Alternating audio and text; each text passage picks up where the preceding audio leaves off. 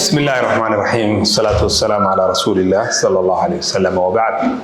waxaan ku faraxsanahay maanta inaan soo booqanay markaska asal learning center oo ku yaalo Southsea agagaarka isbitaalka Reliance.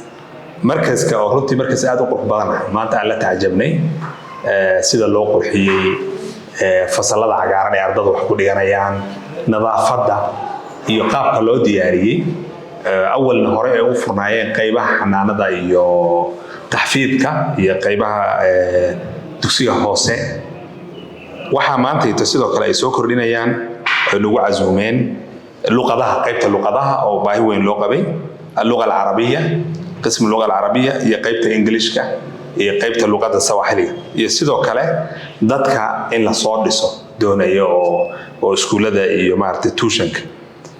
waxaan leenahay walaalaha markaska asal learning center ilaahayda waafajiyo waxay soo kordhiyeen runtii tacliin tayo leh oo aan isleenahay ummadda wax badan bay shacabka ay ku soo kordhin doontaa reer Southsea iyo inta ka baxsanba.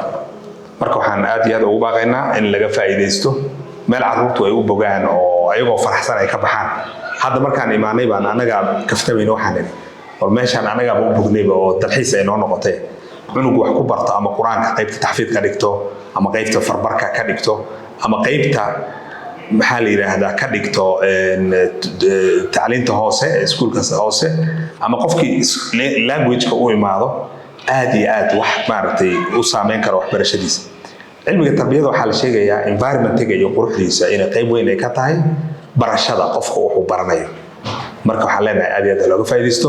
rag aqoon-yahan oo dhalinyaro ayaa joogo أستاذ عبد العزيز عثمان أو الجامعة الإسلامية المدينة المنورة كصوبحي سيدو كلنا جامعة سافلي وحاوي جامعة كنياتا يونيفرسيتي أيضا كبحي أو education كويس ماسترز الجامعة الإسلامية المدينة كصوبحي لابد علمي واسكو كان أيها جامعنا يتيم أصحابتي ساعة معرفتي أو اللغة كل دونا رجعيو معلمين التحفيظ waa goob tacliineed oo dad badan ay wax ka heli doonaan oo kala duwan family-ko dhan ay wax ka heli tacliin ka heli karaan aabaha hooyada carruurta waaweyn kuwa yar yar intaba.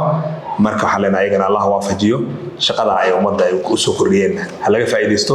aad iyo aad baa mahadsantihiin.